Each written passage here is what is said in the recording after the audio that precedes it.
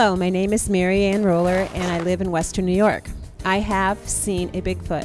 I make no apologies for having seen these animals. I saw something move out of the corner of my eye and I looked over this way and there used to be a big tall stump there. It was like a broken tree.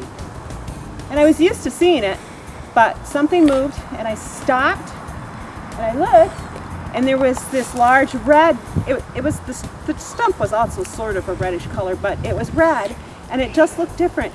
And I thought, is that a Bigfoot? Because I didn't believe in the existence of Bigfoot, only because I thought they were monsters, and they are not monsters. And so I could see a hand that was moving like this, and I thought, well, vines don't move and tree branches don't move. So I walked a little closer towards it, and I'd say it was probably about 7 feet, 8 feet tall. I'm about 5'4". It was quite large, and it was reddish in color. And I walked towards it, and it gave me this look on its. I realized it had a face, and it kind of looked at me like, "Why are you walking towards me?" kind of look, and I ran. So, oh my gosh, I really am seeing something here, and I ran as fast as I've ever run, probably, to my car. Got in my car and left the house for 3 hours, and didn't come back out into the woods for 3 days. And this is not, I can see my house from here. It's not far from my house at all. And it was during the daytime, probably morning. And that was my first encounter. So I got on the internet and I discovered the Bigfoot Research Organization. And I made a report. And I also other websites that were on the internet. And I learned a lot about these animals. And I came to the realization that they won't harm me, and that they were curious about me in some respects, because they do like women and they do like children. And so they have, I believe they've come to respect me. I've seen them a few times. And the first time though I probably saw them, I thought they were men in snowmobile suits walking along the wood line. Down by my house, I'm looking out my bathroom window and I'm hollering at these guys, "Why do you have snowmobile suits on? It's 52 degrees outside."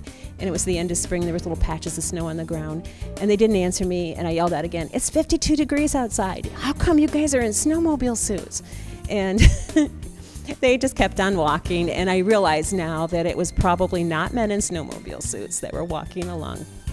And we have also, my daughter on YouTube has posted some screams that we heard out back, and some pictures of footprints that we have from the day following the screams that we heard.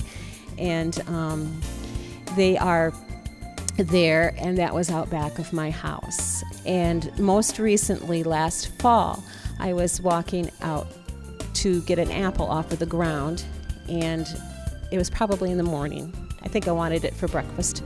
So I'm walking out there, and I saw something red out of the corner of my eye dive into the weeds, the tall grasses. And I look over, and there was a large black one sitting there. I've gotten on the internet and found out that they were, people have heard them like whinnying. And then of course there's that quote-unquote samurai talk. Sounds like old Indian language.